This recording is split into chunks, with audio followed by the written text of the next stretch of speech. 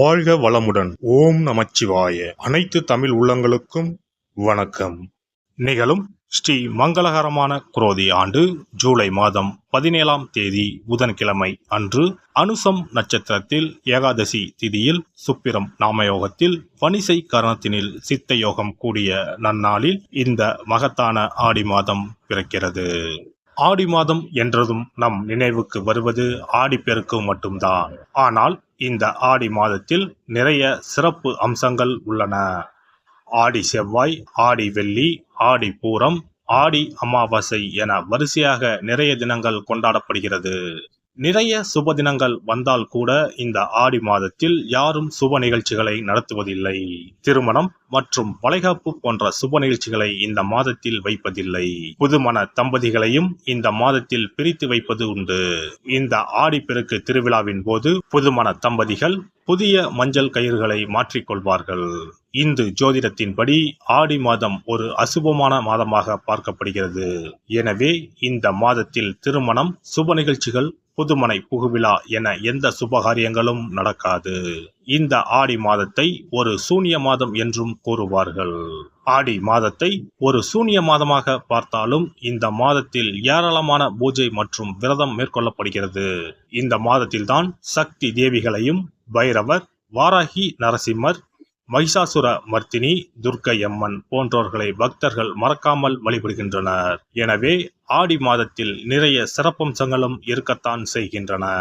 ஆடி மாத கிரக நிலை என எடுத்துக்கொண்டால் ரிஷபத்தில் குருவும் செவ்வாயும், கடகத்தில் புதன், சுக்கிரன், சூரியனும், கன்னியில் கேது பகவானும், கும்பத்தில் சனியும், மீனத்தில் ராகு பகவானும் உள்ளனர். இம்மாத கிரக பெயர்ச்சி என பார்த்தால் ஆடி மாதம் 3ஆம் தேதி புதன் பகவானும் 15ஆம் தேதி சுக்கிர பகவானும் இடப்பெயர்ச்சி ஆகின்றனர். அதைத் தொடர்ந்து 20ஆம் தேதி புதன் பகவான் வக்கிரம் அடைகிறார். ஆக புதனும் சனியும் இம்மாதம் வக்கரத்தில் சஞ்சாரம் செய்கின்றனர். இந்த கிரக அமைப்பினால் உங்கள் வாழ்வில் உண்டாகும் சுப மற்றும் அசுப பலன்கள் என்ன என்பதனை பற்றி காண்போம். எத்தனை துன்பங்கள் வந்தாலும் அதனை மனதுக்குள் வைத்து வெளியில் மகிழ்ச்சியை காண்பிக்கும் திறன் உடைய மேசராசி அன்பர்களே, இந்த மாதம் பல வகையிலும் நற்பலன்களை அள்ளித்தரும். தெய்வ பக்தி அதிகரிக்கும், பயணங்கள் மகிழ்ச்சி தரும், மனதில் தன்னம்பிக்கை அதிகரிக்கும். எதிலும் கவனமாக பேசுவது நல்லது, வீண்பலி உண்டாகலாம். குடும்பத்தில் இருப்பவர்களால் ஏதாவது மனம் நோகும்படியான நிலை உருவாகலாம். கணவன் மனைவி ஒருவருக்கொருவர் மனம் விட்டு பேசி எடுக்கும் முடிவுகள் நன்மை தரும். பிள்ளைகளின் கல்வியில் கவனம் தேவை. கெட்ட கனவுகள் தோன்றும். நெருக்கடியான நேரத்தில் உறவினர்கள், நண்பர்கள் உங்களை விட்டு விலகிச் செல்லலாம். மனதில் நிலையான எண்ணம் இருக்காது. பண நெருக்கடி குறையும். எதிர்பார்த்த உதவிகள் கிடைக்கும். தொழில் வியாபாரத்தில் எதிர்பாராத சிக்கலை சந்திக்க வேண்டி இருக்கலாம். ஆர்டர்கள் மற்றும் பொருட்கள் சப்ளை செய்வதில் கவனம் தேவை. பணவரத்து தாமதப்படலாம். உத்தியோகத்தில் இருப்பவர்கள் கூடுதல் பணி சுமையை ஏற்க வேண்டி இருக்கும். முக்கிய பொறுப்பு கிடைக்கலாம். எதிர்பார்த்த பதவி உயர்வு, சம்பள உயர்வு கிடைக்கலாம். சக ஊழியர்களின் ஒத்துழைப்பால் பணிகளை சிறப்பாக செய்து முடிப்பீர்கள். பெண்களை பொறுத்தவரை தன்னம்பிக்கை அதிகரிக்கும். பயணங்கள் மூலம் காரிய அனுகூலம் உண்டாகும். எச்சரிக்கையாக பேசுவது நல்லது. கலைத்துறையினருக்கு மனத்துணிவு அதிகரிக்கும். பணவரத்து எதிர்பார்த்தபடி திருப்திகரமாக இருக்கும். காரிய வெற்றிக்கு தேவையான உதவிகள் கிடைக்கும். அரசியலில் இருப்பவர்களுக்கு இடமாற்றம், பதவி இறக்கம் ஆகியவற்றை சந்திக்க வேண்டி இருக்கும். இருப்பினும் நற்பெயர் கிடைக்கும். மாணவர்களுக்கு கல்விக்காக செலவு உண்டாகும். கல்வியில் வெற்றி பெறுவோம் என்ற நம்பிக்கை அதிகரிக்கும். நட்சத்திர பலன்கள். அஸ்வினி நட்சத்திரம். இந்த மாதம் எல்லோரையும் வசீகரிக்கும் பேச்சை வளர்த்துக் கொள்வீர்கள். எல்லா காரியங்களும் அனுகூலமாகும். முக்கிய நபர்களின் சந்திப்பும் அவர்களால் உதவியும் கிடைக்கும். பரணி நட்சத்திரம். இந்த மாதம் உடல் ஆரோக்கியம் பெறும். மனதில் தைரியம் கூடும். தன்னம்பிக்கை உண்டாகும். எடுத்த காரியங்களை செய்து முடிப்பதில் எதிர்பாராத திருப்பங்கள் ஏற்படும். கார்த்திகை 1ஆம் பாதம். இந்த மாதம் லாபஸ்தானத்தில் இருக்கும் கேதுவின் சஞ்சாரத்தால் தொழில் வியாபாரத்தில் முன்னேற வாய்ப்புகள் எதிரில் வந்து தோன்றும். வியாபாரம் தொடர்பான செலவு கூடும். உத்தியோகத்தில் இருப்பவர்களுக்கு முக்கிய பொறுப்பு கிடைக்கலாம். செயல்திறன் அதிகரிக்கும். செவ்வாய்க்கிழமை தோறும் விரதம் இருந்து முருகனை வணங்கி வர காரிய தடைகள் நீங்கும். எதிர்பார்த்த வெற்றி கிடைக்கும். அதிர்ஷ்ட கிழமைகள் செவ்வாய், புதன், வெள்ளி. சிறப்பு தொகுப்பு ஆடி மாத சிறப்புகள் மற்றும் வழிபாடு தொடர்பான சில குறிப்புகளை பற்றி காண்போம். ஆடி மாதத்தில் சிவனின் சக்தியை விட பார்வதியின் சக்தி அதிகமாக இருக்கும் என்பது ஐதீகம். ஆடி மாத அமாவாசை அன்று மறைந்த முன்னோர்களுக்கு பிதுர் கடமைகளை செய்தால் ஆண்டு முழுவதும் பித்ருக்களுக்கு கடன் கொடுத்த பலன் கிடைக்கும். ஆடி மாதம் சுக்லா தசமியில் திக் தேவதா விரதம் இருக்க வேண்டும். அன்று திக் தேவதைகளை அந்தந்த திக்குகளில் வணங்கி பூஜித்தால் நினைத்தது நடக்கும்.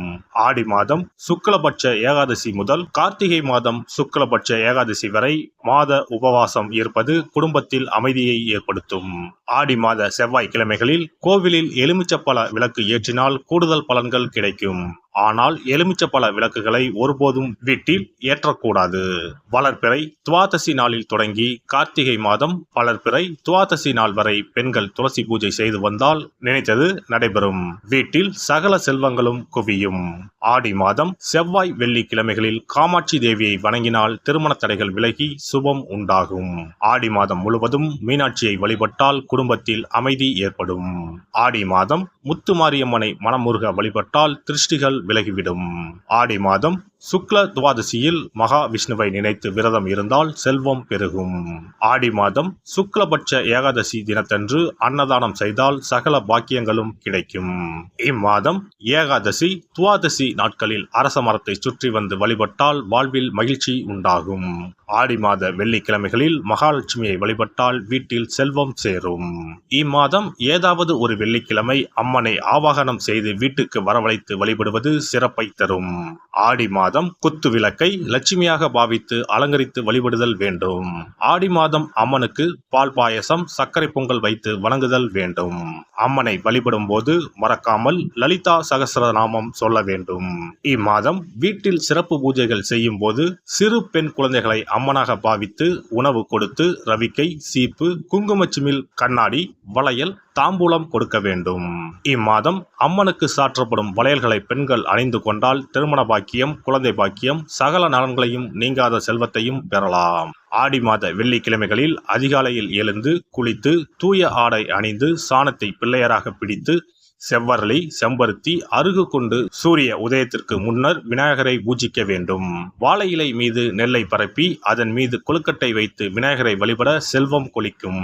ஆடி பௌர்ணமி அன்று சிவபெருமானுக்கு திரட்டுப்பால் அபிஷேகம் செய்து கருப்பு பட்டாடை 100 முத்துக்கள் கோர்த்த மணிமாலை கரு ஊமத்தம் பூ மாலை அணிவித்து மூங்கில் அரிசி பாயாசம் படைத்து வழிபட்டால் எப்பேற்பட்ட பகையும் விலகும்.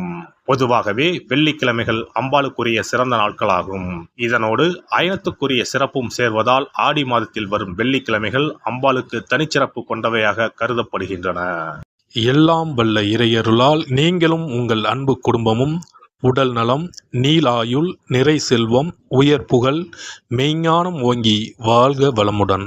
இந்த வீடியோ பதிவு உங்களுக்கு பிடித்திருந்தால் லைக் பண்ணுங்க, கமெண்ட் பண்ணுங்க, ஷேர் பண்ணுங்க, மறக்காம சப்ஸ்கிரைப் பண்ணுங்க, பக்கத்துல இருக்கிற பெல் பட்டனை கிளிக் பண்ணுங்க. நன்றி, வணக்கம். ஓம் நமச்சிவாய. சிவாய நம.